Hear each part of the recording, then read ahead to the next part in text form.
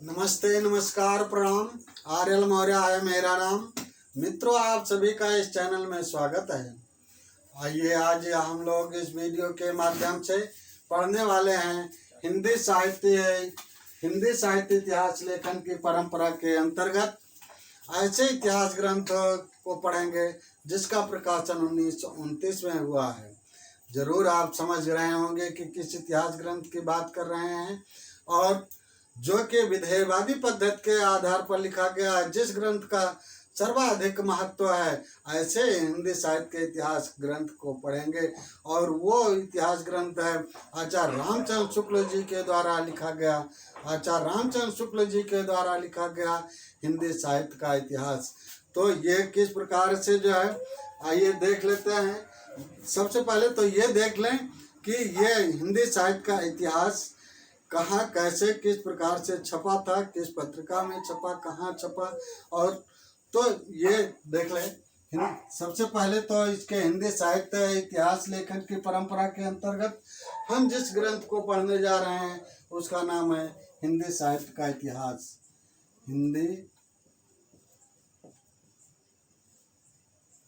साहित्य का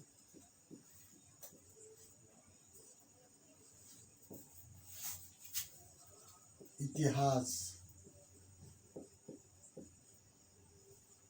ये तो ग्रंथ का नाम है। ये प्रकाशित कब हुआ था? 1929 में। 1929 ईस्वी में प्रकाशित हुआ था। और इसके लेखक कौन है? आचार्य रामचंद्र शुक्ल जी। आचार्य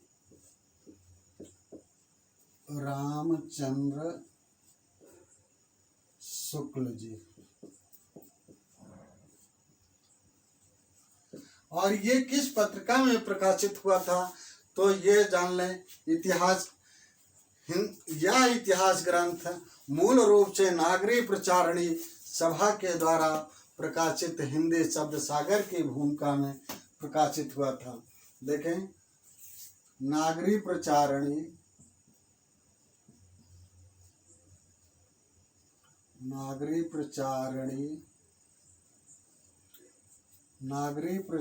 सभा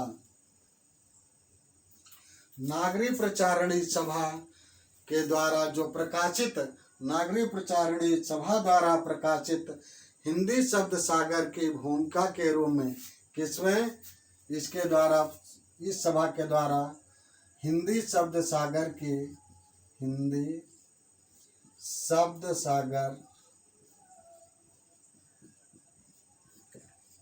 की भूमिका के रूप में, देखें, नागरी प्रचारणी सभा द्वारा प्रकाशित हिंदी शब्द सागर की भूमिका के रूप में प्रकाशित हुआ। और उस भूमिका का क्या नाम था? हिंदी साहित्य का विकास। क्या नाम था? हिंदी साहित्य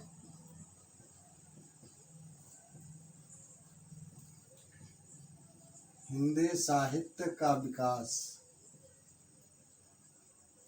इस शीर्षक से प्रकाशित हुआ था हिंदी शब्द सागर की भूमिका में। और इसी के आधार पर इसी वर्ष में, ये देखिए 1929 में जो है ये प्रकाशित हुआ। नागरिक प्रचारणी सभा के द्वारा जो प्रकाशित हुआ हिंदी शब्द सागर की भूमिका में प्रकाशित हुआ हिंदी साहित्य का विकास नाम से। और इसी वर्ष 1929 में ही ये पुस्तकाकार में, इन्हीं पुस्तक के रूप में ये प्रकाशित हुआ, जिसमें आचार्य रामचंद्र शुक्ल जी ने अपना पूरा विवरण दिया है। और यही नहीं, इन्होंने जो विधेयवादी पद्धति पर लिखा, विधेयवादी पद्धति का अनुकरण करते हुए, विधेयवादी पद्धति को अपनाते हुए सबसे अच्छा, और अगर देखा जाए सबसे अच्छा इतिहास ग्रंथ आचार्य रामचंद्र शुक्ल जी का ही माना जाता है। आचार्य रामचंद्र शुक्ल जी के द्वारा लिखा गया ये ग्रंथ बहुत ही महत्वपूर्ण है। ऐसी कोई परीक्षा नहीं होती है जिसके माध्यम जो परीक्षा हो और इस इतिहास ग्रंथ से, आचार्य रामचंद्र शुक्ल जी के द्वारा लिखित इस इतिहास ग्रंथ से प्रश्न न पूछे जाए, ऐसा कोई इम्तहान नहीं, कोई परीक्षा नहीं होती है। तो आपको इस इसे विशेष रूप से जानने और समझने की जरूरत है। आचार्य रामचंद्र शुक्ल जी ने विधेयवादी पद्धति का प्रयोग करते हुए तत्कालीन यानी उस समय की परिस्थितियों के संदर्भ में हिंदी साहित्य के इतिहास को विश्लेषित किया है। और जो विश्लेषित किया है आपको बता दें, इसके अंतर्गत इन्होंने किन किन ग्रंथों का सहयोग लिया उसको भी इन्होंने जिक्र किया। और इन्होंने अपने से पूर्व लिखे गए हिंदी साहित्य के इतिहास से संबंधित जो भी ग्रंथ हैं जिन लोगों ने लिखा था, जैसे उदाहरण स्वरूप ले लें शिव सिंह सेंगर के द्वारा जो लिखा गया था शिव सिंह सरोज, उस ग्रंथ को इन्हीं सभी को इन्होंने वृत्त कवि वृत्त संग्रह कहा है। जितने भी इतिहास ग्रंथ लिखे गए थे उन सबको इन्होंने केवल कवि वृत्त संग्रह कहा है, इतिहास मानने के लिए ये तैयार नहीं थे। तो इस बात को जाने। और यही नहीं, इन्होंने तो ये कहा कि ये इतिहास ग्रंथ हो ही नहीं सकते, ये केवल कवि वृत्त संग्रह हैं। आचार्य रामचंद्र शुक्ल जी ने अपने से पूर्व लिखे गए अर्थात अपने से पहले जो इतिहास हिंदी साहित्य के इतिहास ग्रंथ लिखे गए उन सभी को इन्होंने कवि वृत्त संग्रह के अतिरिक्त इतिहास ग्रंथ मानने के लिए ये तैयार नहीं हुए। इन्होंने बल्कि कहा भी, क्या कहा, शिव सिंह सेंगर जी के द्वारा जो लिखा गया है उसको इन्होंने वृत्त संग्रह माना। उन्होंने वृत्त संग्रह यानी कवि वृत्त संग्रह, लेकिन इन्होंने अपने इतिहास ग्रंथ में वृत्त संग्रह ही लिखा। और ग्रियर्सन जी के द्वारा जो लिखा गया the modern vernacular literature of Hindustan, इसको उन्होंने कवि वृत्त संग्रह मान लिया। वृत्त संग्रह, फिर बड़ा कवि वृत्त संग्रह। बड़ा कवि वृत्त संग्रह किसको माना? बड़ा कवि वृत्त संग्रह किसको माना? जॉर्ज ग्रियर्सन जी के द्वारा लिखा गया the modern vernacular literature of Hindustan, इसको उन्होंने बड़ा कवि वृत्त संग्रह माना। और शिव सिंह सेंगर जी के द्वारा लिखा गया जो शिव सिंह सरोज ग्रंथ है उसको इन्होंने वृत्त संग्रह माना। और जो मिश्र बंधुओं ने लिखा मिश्र बंधु विनोद को इन्होंने बड़ा भारी वृत्त कवि वृत्त संग्रह मान लिया। और ये देखें, ये आचार्य रामचंद्र शुक्ल जी का इतिहास ग्रंथ है, ये तो आप देख रहे हैं। इसमें इन्होंने स्पष्ट रूप से इन बातों का उल्लेख किया है।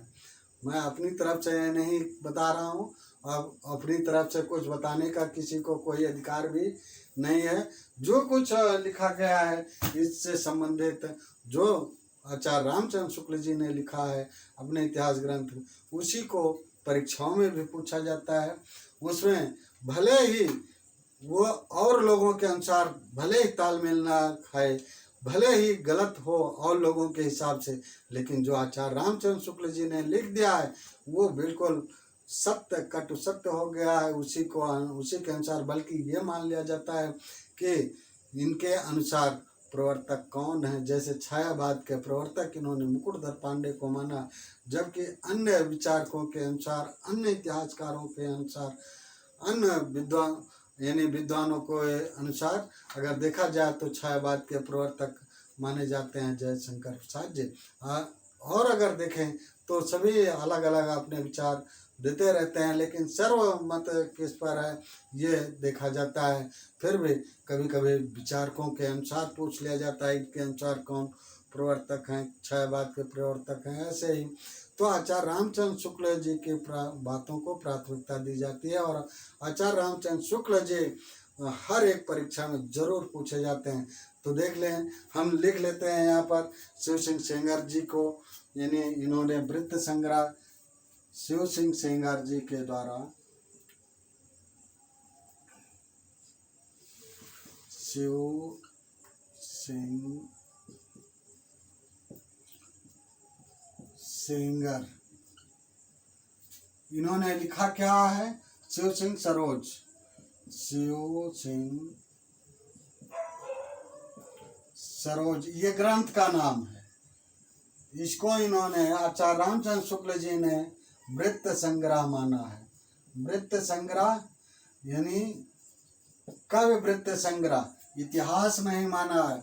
और जॉर्ज ग्रियर्सन जी के द्वारा जो लिखा गया ग्रंथ है उस ग्रंथ का नाम है the modern vernacular, the modern vernacular the modern vernacular literature of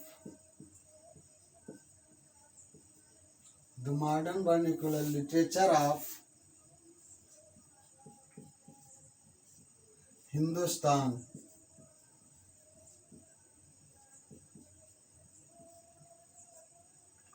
लेकिन आचार्य रामचंद्र शुक्ल जी यहाँ पर नारदन जोड़ देते हैं। तो देखें, जॉर्ज ग्रियर्सन जी द्वारा the modern vernacular literature of Hindustan जो लिखा गया, इसको इन्होंने आचार्य रामचंद्र शुक्ल जी ने कहा बड़ा वृत्त संग्रह, बड़ा काव्य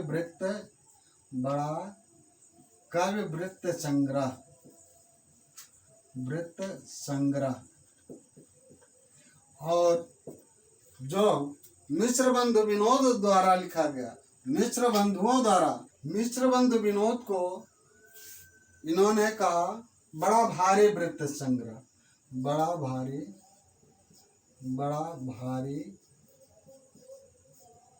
काव्य वृत्त संग्रह। ये बातें इन्होंने कहा है। अब मूल बात यह आती है, इन्होंने जिन ग्रंथों से सहयोग लिया, जिन ग्रंथों से इन्होंने सामग्री जुटाई, उन बातों को भी इन्होंने आचार्य रामचंद्र शुक्ल जी ने जिक्र किया है। और वो क्या है, देखें, इन्होंने हिंदी कोविद रत्नमाला से लिया। हिंदी कोविद रत्नमाला के लेखक जो हैं वो बाबू श्याम सुंदर दास जी हैं। ये अभी हम इसे भी यहाँ लिखेंगे। देखिए, और ये कितने भागों में है? 2 भागों में है। पहला भाग 1909 ईस्वी में प्रकाशित हुआ और दूसरा भाग 1914 ईस्वी में प्रकाशित हुआ था। हाँ, ये तो हुआ। और दूसरा जो ग्रंथ इन्होंने लिया था, जिससे इन्होंने सामग्री जुटाई, वो कविता कौमुदी है। कविता कौमुदी कब वो प्रकाशित हुई? 1928 ईस्वी में। 1928 ईस्वी में प्रकाशित हुई। ये रचना किसकी है? ये कृत किसकी है? तो ये राम नरेश त्रिपाठी जी की है। और तीसरा जो ग्रंथ लिया इन्होंने, ब्रजमाधुरी सार लिया।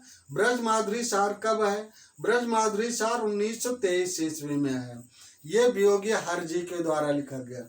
और जिस क्रम में मैं बता रहा हूँ, इसी क्रम में आचार्य रामचंद्र शुक्ल जी ने अपने इस ग्रंथ में भी उल्लेख किया है।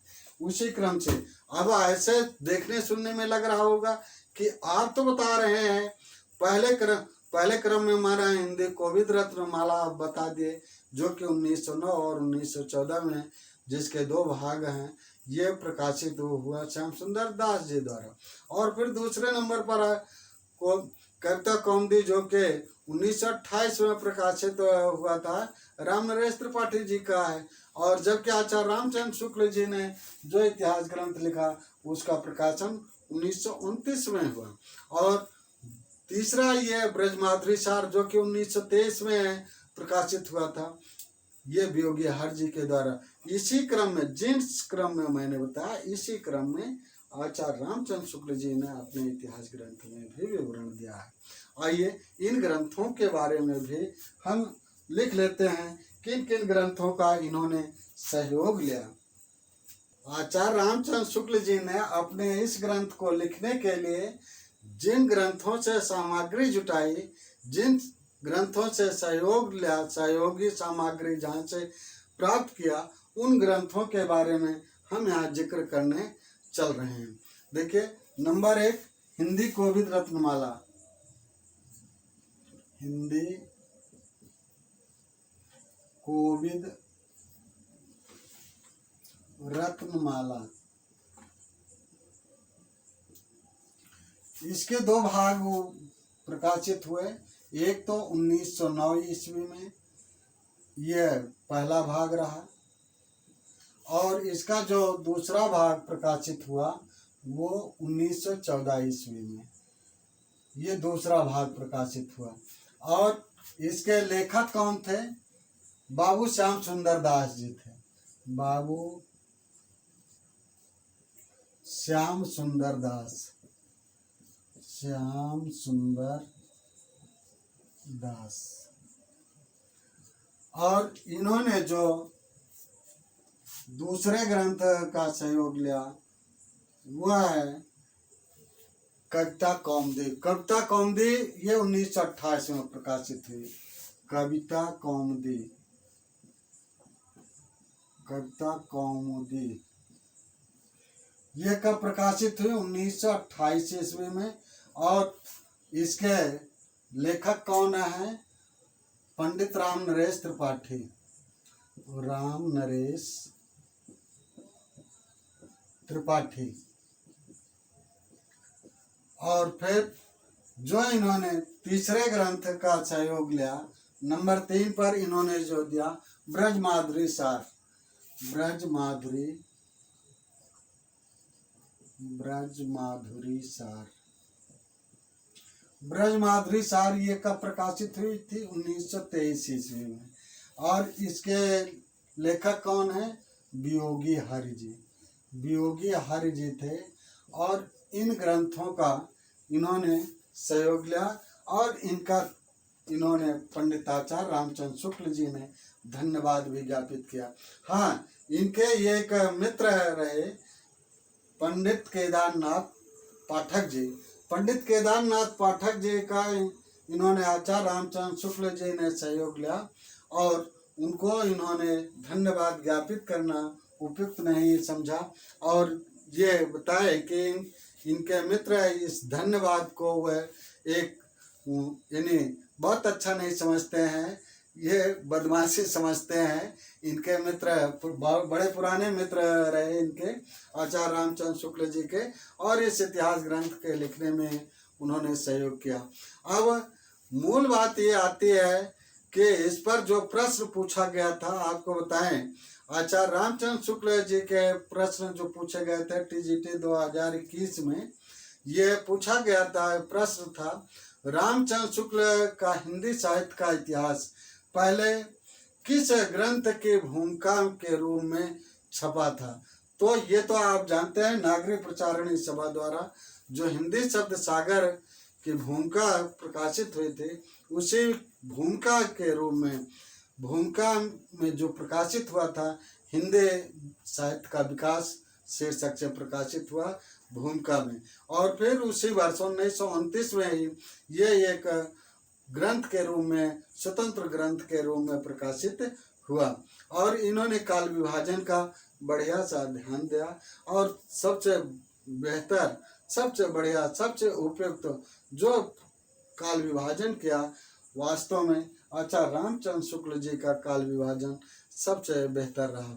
हाँ, एक बात ये है, आइए इनके काल विभाजन को भी हम देख लेते हैं। और ये जो प्रश्न पूछा गया था वो तो हम बता ही चुके कि इस प्रकार से टीजीटी 2021 में प्रश्न पूछा गया। और इस पर इस ग्रंथ के बारे में तो ये ग्रंथ इतना ही परीक्षा के दृष्टि से महत्वपूर्ण है कि आए दिन इस पर प्रश्न बनते ही रहते हैं। कोई भी परीक्षा हो, इस ग्रंथ से प्रश्न न बने ये तो आश्चर्य की बात हो जाएगी। कथन पूछ लिए जाते हैं बीच बीच में, किसी कवि के बारे में, किसी साहित्यकार के बारे में कथन पूछ लिए जाते हैं कि ये कथन किसका है या ये कथन किस साहित्यकार के विषय में कहा गया है। ये तमाम सारी बातें ऐसे हुआ करती हैं, पूछी जाती रहती हैं।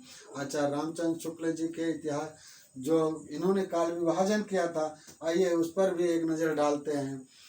काल विभाजन पर देखिए, इन्होंने आदिकाल को, ये इस बात को जान ले, आदिकाल को इन्होंने वीरगाथा काल कहा है, वीरगाथा काल आदिकाल को कहा है। और जो मध्यकाल है, पूर्व मध्यकाल यानी भक्ति काल को इन्होंने भक्ति काल नाम दिया है। और जो उत्तर मध्यकाल है, उत्तर मध्यकाल को आचार्य रामचंद्र शुक्ल जी ने रीत काल नाम दिया है। रीत काव्य आचार्य जॉर्ज ग्रियर्सन जी ने दिया था और उसी के आधार पर आचार्य रामचंद्र शुक्ल जी ने जॉर्ज ग्रियर्सन जी के आधार पर ही उन्होंने रीत काव्य कहा था, तो इन्होंने रीत काल कहा है।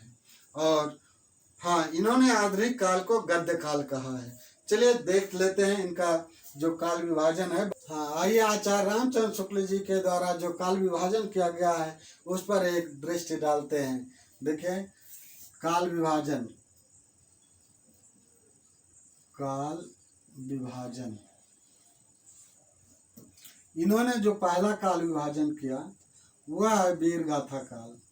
वीर गाथा काल, वीर गाथा काल इन्होंने कब से कब तक माना? देखिए इन्होंने संवत में माना है। संवत देखिए ये 1050 से इन्होंने माना है। 1050 संवत 1050 से 1375 विक्रमी तक।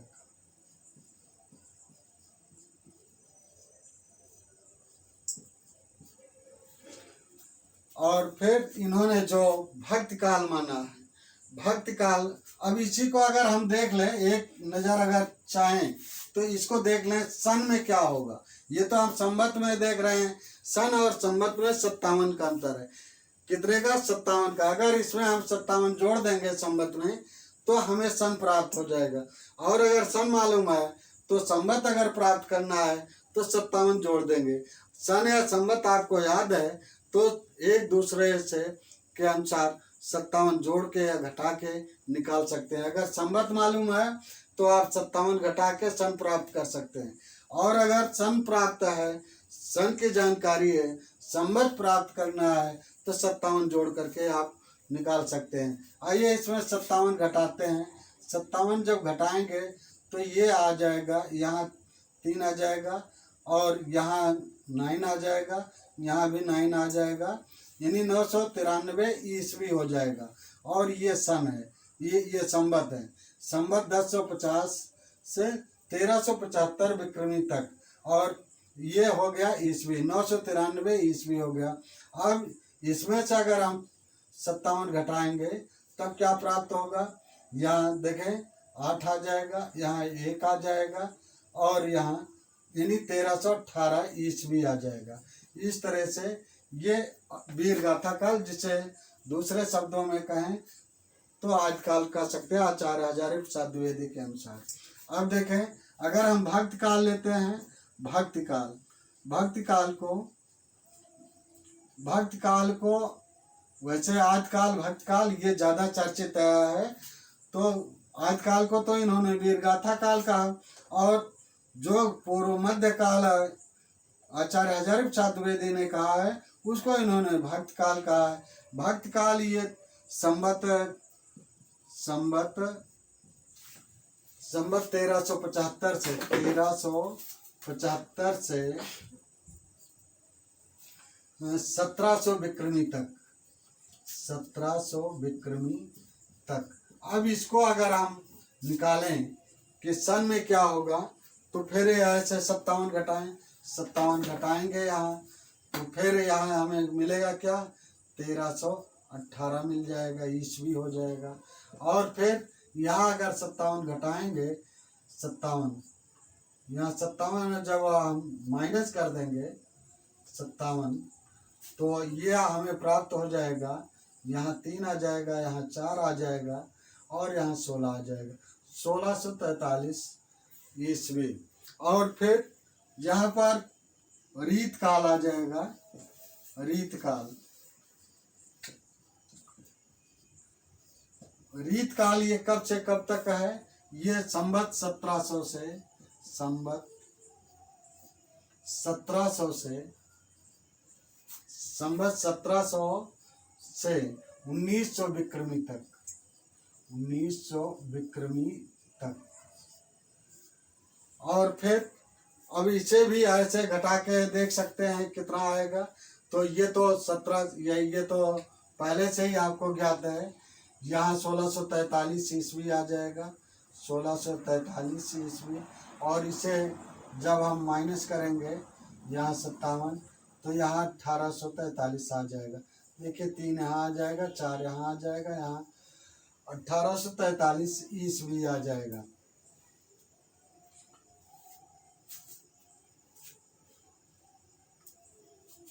और अब रीत काल यहाँ हो गया। आइए अब इन्होंने आधुनिक काल को गद्य काल कहा है। जो चौथा इन्होंने काल विभाजन किया है वो गद्य काल। देखिए ये अब यहाँ हम ले लेते हैं चौथा जो काल विभाजन इन्होंने किया, चौथा काल विभाजन वो है गद्य काल। ये गद्य काल कब से कब तक है? गद्य काल, इन्होंने आधुनिक काल को गद्य काल कहा है। देखें, गद्य काल ये संवत, यहाँ से हम ले लेते हैं। देखें 1900 से 19 विक्रम संवत 19, यहाँ लिख लेते हैं संवत 1900 से 1984 विक्रम, 1984 विक्रमी तक ये रहा। और ये बात है कि इन्होंने इसको भक्ति काल को इन्होंने 4 भागों में बांटा। भक्ति काल को कितने भागों में? देखें, नंबर 1 इन्होंने सगुण और निर्गुण और सगुण, निर्गुण भक्ति और सगुण भक्ति 2 शाखा इस तरह से बांटे। और फिर निर्गुण के अंतर्गत इन्होंने अगर देखा जाए तो 2 शाखा कर दिए, और सगुण के अंतर्गत 2 शाखा कर दिए। सगुण में राम भक्ति शाखा और कृष्ण भक्ति शाखा कर दिए। और निर्गुण में इन्होंने यानी निर्गुण शाखा के अंतर्गत इन्होंने संत काव्य कर दिए, यानी कहने का मतलब ज्ञानाश्रय शाखा। और फिर सूफी काव्य यानी प्रेम मार्गे शाखा। इस तरह से इन्होंने इसके भक्ति काल के 4 भागों में डिवाइड कर दिया, बंटवारा कर दिया। और इस तरह से अगर देखा जाए तो जिस प्रकार से आचार्य रामचंद्र शुक्ल ने हिंदी साहित्य के इतिहास के बारे में बताया, भक्ति काल को 4 भागों में विभाजित किया, 4 शाखाओं में बांट करके शुद्ध रूप से दार्शनिक और धार्मिक दृष्टि के आधार पर देखा जाए तो बहुत ही अच्छा कर दिया। इससे ये रहा कि अगर किसी को यानी चाहे साहित्य इतिहास से संबंधित व्यक्ति हो या फिर वो और किसी से संबंधित हो, तो स्वाभाविक है वो ज्ञानाश्रय शाखा, सूफी शाखा और इन तमाम शाखाओं में बांट करके, राम भक्ति शाखा, कृष्ण भक्ति शाखा, इन सब में बांट करके इन्होंने इस तरह से कर दिया है। अगर कोई साहित्यिक दृष्टि से साहित्यिक आलोचक है तब भी ठीक है। अगर साहित्यिक नहीं है, दार्शनिक विचार से या धार्मिक विचार से वो उसका अनुसंधान करना चाहता है, उसका विश्लेषण करना चाहता है, तो आराम से कर सकता है। इन सब दृष्टियों से अगर देखा जाए तो आचार्य रामचंद्र शुक्ल जी ने बहुत ही सरल मार्ग निर्धारित कर दिया, जिससे आगे के साहित्यकारों के लिए, साहित्य इतिहास लेखकों के लिए सुगम और सरल मार्ग बना दिया। वैसे इस इतिहास ग्रंथ के बारे में जितना चर्चा किया जाए, जितना कहा जाए, जितनी व्याख्या की जाए कम है। लेकिन मित्रों, इसमें बहुत ज़्यादा इसे हम लंबा नहीं करना चाहते हैं। और हाँ, इस बात को हम जरूर कहेंगे, इसमें इन्होंने एक और ये किया है कि जो कि आधुनिक काल के पद्य साहित्य को इन्होंने 3 भागों में बांट दिया है, जो कि गद्य काल के हिसाब से कहा जाता है। अब इसमें इन्होंने क्या किया है, प्रथम सोपान, प्रथम उत्थान, द्वितीय उत्थान, तृतीय उत्थान के नाम से किया है। और उसमें भी थोड़ा सा बता के हम ये समाप्त करना चाहेंगे। देखिए, उसमें ये है संवत 1925 से संवत 1950 तक इन्होंने प्रथम उत्थान काल माना है, जिसके अंतर्गत देखा जाए तो भारतेंद्र युग आ जाता है। और फिर जो द्वितीय उत्थान इन्होंने माना है, द्वितीय उत्थान वो 1950 से 1975 तक माना है, जिसके अंतर्गत द्विवेदी युग आ जाता है। और तृतीय उत्थान जो इन्होंने माना है वो संवत 1950 से अब तक माना है। इस तरह से उसमें छायावाद आदि आ जाते हैं। बाकी और इन्होंने ये, क्योंकि ये 1941 ईस्वी में आचार्य रामचंद्र शुक्ल जी का देहांत हो गया, और फिर ये इसमें विस्तार कर नहीं पाए। लेकिन फिर भी जो है ये छायावाद तक जो डिटेल दिए हैं, जो विवरण दिए हैं, वास्तव में बहुत ही सराहनीय रहा है। उस समय जो वर्तमान उनके समय में, उनके तत्कालीन समय में जो साहित्यकार मौजूद मिले, उन सब के बारे में जिक्र उन्होंने किया है। उन्होंने बल्कि यहाँ तक कहा है जो वर्तमान साहित्यकार हैं उनके बारे में टिप्पणी करना बहुत दुरूह कार्य है। उन पर कुछ कहना लिखना, कहीं ऐसा कुछ ना हो जाए जिससे कि अगले व्यक्ति को, उस साहित्यकार को बुरा ना फील हो जाए। फिर भी उन सारी बातों को छोड़ते हैं और इस वीडियो के माध्यम से हम कुछ प्रश्न पूछते हैं। उन प्रश्नों के उत्तर आप देने का प्रयास करिएगा, कमेंट बॉक्स में जरूर लिखिएगा। वो प्रश्न आया है, देखें, हिंदी साहित्य का इतिहास के लेखक कौन है? हिंदी साहित्य का इतिहास के लेखक कौन है?